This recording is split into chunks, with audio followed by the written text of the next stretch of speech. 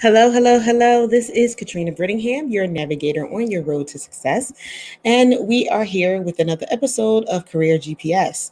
Today, we are talking about how to hire employees or contractors for your business.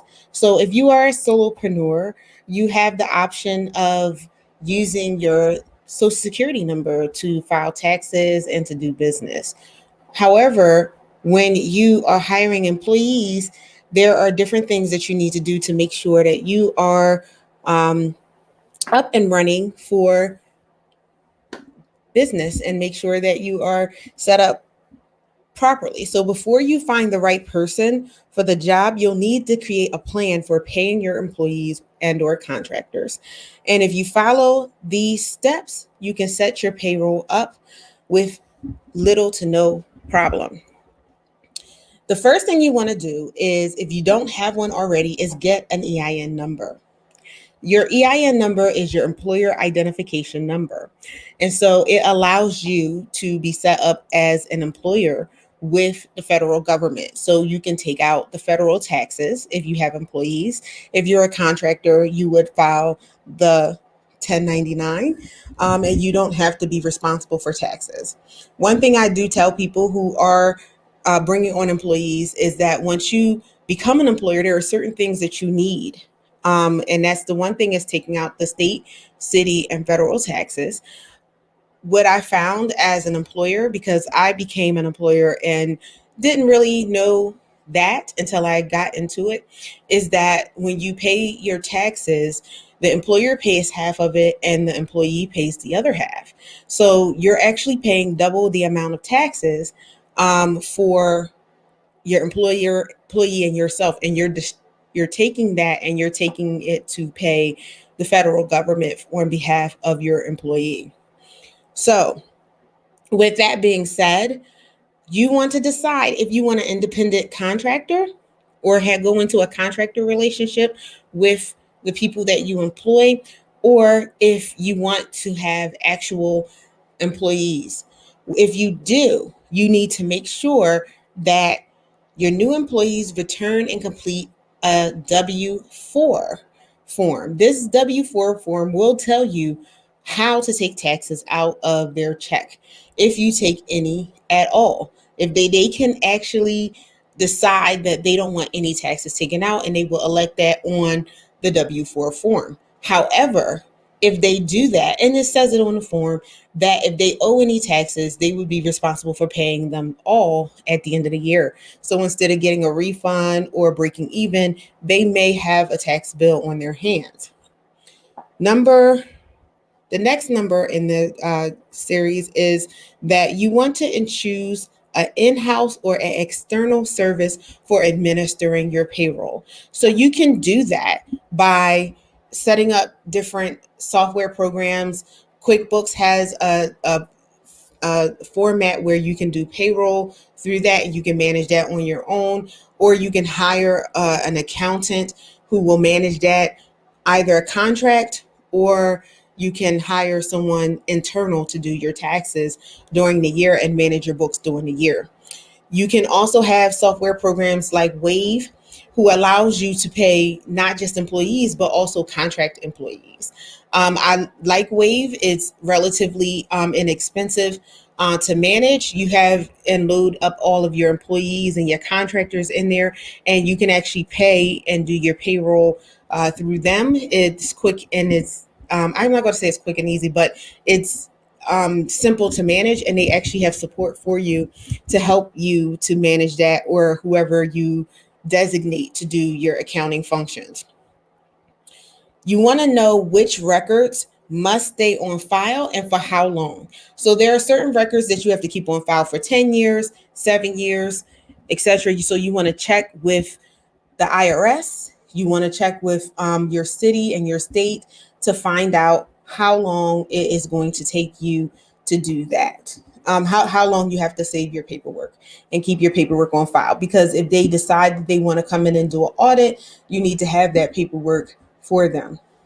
You want to report your payroll taxes on a quarterly or annual base. As an employer, you have the option of paying your taxes for your employees on a quarterly basis. So then when you get up to the year, you have it there, or you can pay it all at the end of the year. So you would decide which one would be better. So going back up to the top, the IRS maintains the employer's tax guide, which provides you with a guide on all federal tax filing requirements that could apply to your business. You want to check with your state and local agencies for their filing stipulations and what you need to do for that. So you want to distinguish between your employees and your independent contractors, and this can affect your bottom line as it affects how you withhold taxes and also how you pay taxes. Again, you're only withholding half of the amount of taxes for the employee, and you have to pay the other half. So you have to budget for that extra expense that's going to come out. And you want to avoid any legal consequences that you may have with the IRS because you're not following the guidelines. And so you need to learn the difference before hiring your first employee or contracting your first contractor. An independent contractor operates under a separate business name, or they're individual. And so you want to have that information, and you provide payments based on invoices or whatever your contracted agreement is with that. So I have contractors that work for me. And so I go into a contract with them. I let them know this is when you're going to get paid, this is how much you're going to get paid, how often, whatever other guidelines that I may have for them. At the end of the year, you do have to file with the IRS a 1099 form for them. And that 1099 form is filed with the IRS, and you have to mail it out to them. If you have employees, then you have to complete a W-2 for them. And you have to file that with the government. And you also have to make sure that your person gets that electronically and or in the mail. And they need to receive that by January 31st. The same thing with the 1099. They need to receive that by January 31st. So you need to know what dates you need to pay them. If your contractor is discovered to meet the legal definition of an employee, you may need to pay back taxes and penalties. You need to provide benefits and reimburse for wages stipulated under the Fair Labor Standards Act. So you need to find out what the requirements are in your state and federally for a contractor, and make sure that they are meeting the guidelines of being a contractor if that's how you want to go. If not, then you can find yourself in some trouble. So you want to make sure that you go to the IRS, look at their guidelines as stated earlier to find out what those guidelines are. So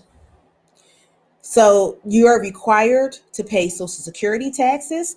So you need to go and find out how much the rate is for employers for Social Security taxes if you have an employee and not a contractor. Contractors, you do not have to take taxes out. They're responsible for their own taxes. But if you have an employee, you have to take Social Security out. You have to take FICA out, the federal taxes, and you have to take Medicare and Medicaid. And that's just on the federal level. Once you get to the state and city level, you have state taxes and you have city taxes. If you are in the counties or surrounding counties, at least in where I am in the state of Pennsylvania, you have county. So you have the city tax, and then you have the county tax that you are responsible for making sure that it comes out of their paid payroll. So these are the things that you want to look at. If you have employees, whether they're virtual or not, you are required to pay workers' compensation. I found that out. So you would go to the state workers' compensation website and get the information on that and get that insurance. Because if that person trips and falls during business hours, even if they're working from home or remotely, you are responsible as the employer to have workers' compensation for your people and to make sure that they're covered. And trust me, once you file and say you have an employee, if you do not file for workers' compensation insurance, the workers' compensation people will come to you and tell you that you have to pay workers' compensation. You want to look at disability insurance. You may need that. It is required in the states of California, Hawaii, New Jersey, New York, Rhode Island, and Puerto Rico. So if you are in those areas, you want to look at the disability insurance because you are required to provide that for your employers. Any leave benefits. So most leave benefits are optional aside from those stipulated under the Family Medical Leave Act or FMLA. So you need to look at what the requirements are for family medical leave for your employees. You would need to file for unemployment insurance, and that varies by your state. So you may need to register with your local workforce agency to get information on unemployment insurance. And as an employer, I did have to go through having unemployment insurance. By the time my employee had become unemployed, they had switched over to be a contractor because they said that they like to work that way better, not knowing that if once they left and severed the contract, that they would no longer get unemployment. So then I had to go through that and prove that this person had a contract. So I had to send the contract over and let them know that they were a contract employee, and I was not responsible for paying out unemployment. So when you have that unemployment insurance, you are responsible for paying out unemployment and a certain percentage of unemployment for your employees. So that's something that you want to budget for and know about. So your small business or your medium-sized business or large business can offer a complete range of optional benefits to help attract and retain employees. Remember, if you're looking for someone, you're in competition with other businesses that are providing certain benefits to your employees. So you want to take a look at that. Even if a benefit you offer is optional, it still may have to comply with certain laws with you offering it. So you need to take a look at the laws that require it. So you want to maybe hire a lawyer, a HR professional, someone who knows the law about payroll. You can go to an accounting firm, hire yourself an accounting, someone who knows what the rules are for that. You can hire a business coach like myself to help you with that.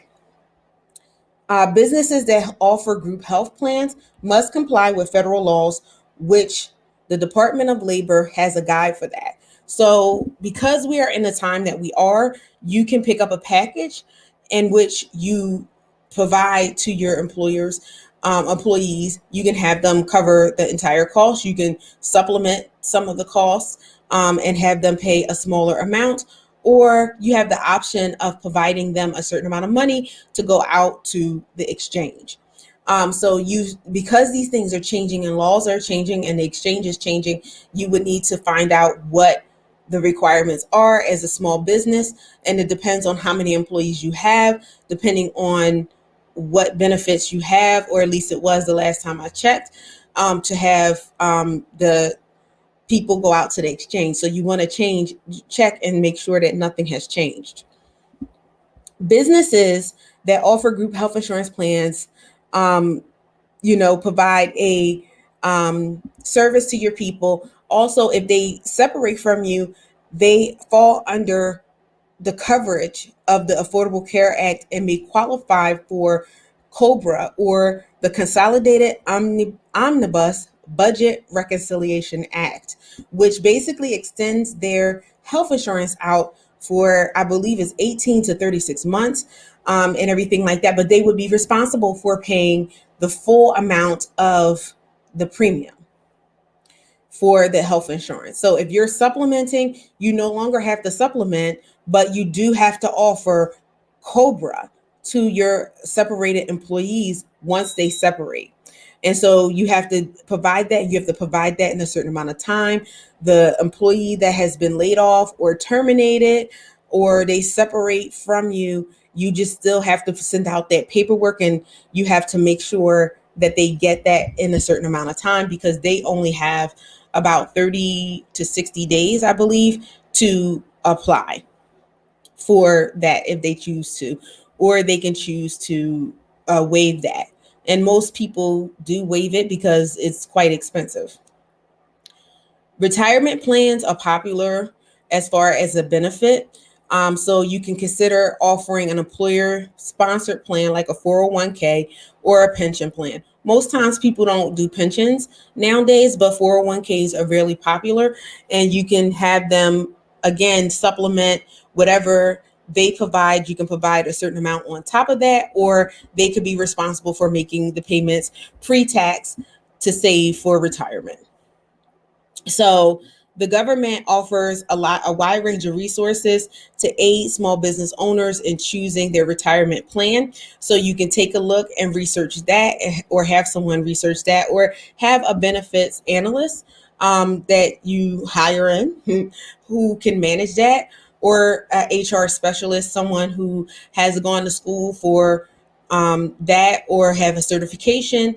Normally it comes through SHRM. And I believe it's Society for Human Resources Management. And they have different certifications for that.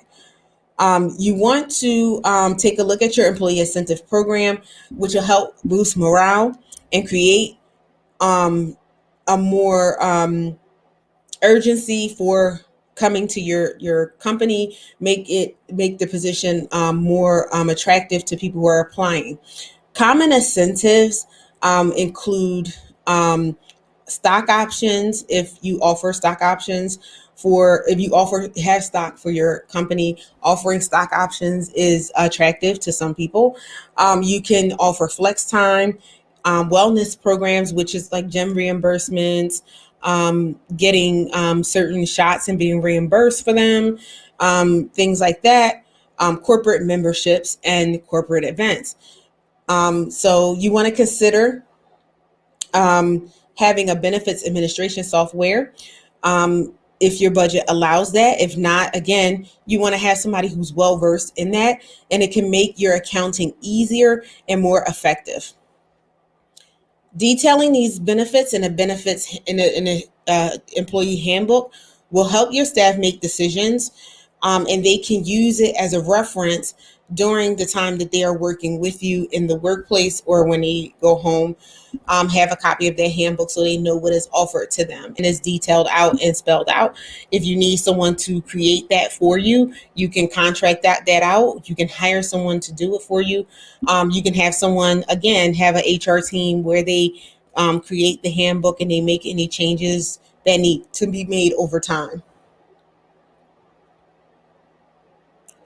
So when you're hiring people, you want to look at the rights for employees, so that their rights are protected and your business is adhering to labor laws, which means you must ensure that business practices align with the industry regulations for that. This includes learning the laws for veterans, foreign workers, household employees, child labor, and people with disabilities. All of these things apply to you when you are looking to hire an employee.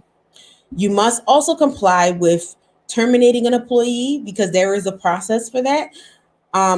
Laying off workers, there's a policy for that, and downsizing your company. They're all federal programs and federal guidelines that govern these different things. So these are things that you want to look at. So if you want to find out what the policy is on a federal and state level, you can go to the Department of Labor, and there's one for federal and there is one for your specific state. I will say that, it's hard to determine whether you want an employee or whether you want a contractor. Laws can be pretty complex, so you might want to consult a labor lawyer, or again, someone who's well versed in HR management. You don't want to make any wrong steps or footholds, because it can put you in a place where you're owing taxes, or worse, where you are violating certain laws, and that could put you in a place that you don't want to have in your business. So think carefully before you hire employees. Your business can grow to the point where you need employees, and that's fine. But you want to make sure, just like when you're establishing and setting up a business, you want to make sure that everything is set up the way it's supposed to be set up so that you can function efficiently, effectively, and you're making sure that the rights of your employees are being taken into consideration when you're doing that. When you're doing your hiring and your hiring practices, you want to make sure that you're following laws with who you hire and how you hire. Make sure that you are not discriminating on the protected classes based on race, sexual orientation, gender, those types of things. And you want to have policies and procedures in place that are written down, that people know what to do. You also want to take a look at contractors. Make sure that your contracts are written up correctly. You may want to consult a lawyer before you create those contracts, have them review them, make sure you're going through the ins and outs, make sure that your documentation that you're providing to contractors and also employees are protected. Make sure that they know what's proprietary, what they have to return, what they cannot make public, what they cannot use as their own personal things. There are certain things that you need to make sure that are written out for them. You want to make sure that you have the standard hours that they're going to be working. If it's 9 to 5, it's 8 to 4, 7 to 3, vice versa, and on and on and so forth. There are also different laws that govern full-time employees and the benefits they receive versus part-time employees and the benefits that they receive. You want to look at probation time. Like if you want to implement a probation time before certain benefits come in, you are allowed to do that, but you need to know what the laws are that govern that. So, this is a short show today. I figured that it would be, but I'm all about trying to help you grow your business so you can thrive through COVID and beyond. And part of that is as you grow, because we do have some people who are growing and need to hire employees or bring in contractors, to make sure that you are legally sound with your business. Make sure that foundation is there before you bring on any employees or contractors, so that when you have them on board, you can have smooth sailing when it comes to the setup of your employees. And I thank you for joining us for Career GPS on today, and have a wonderful, wonderful, wonderful night.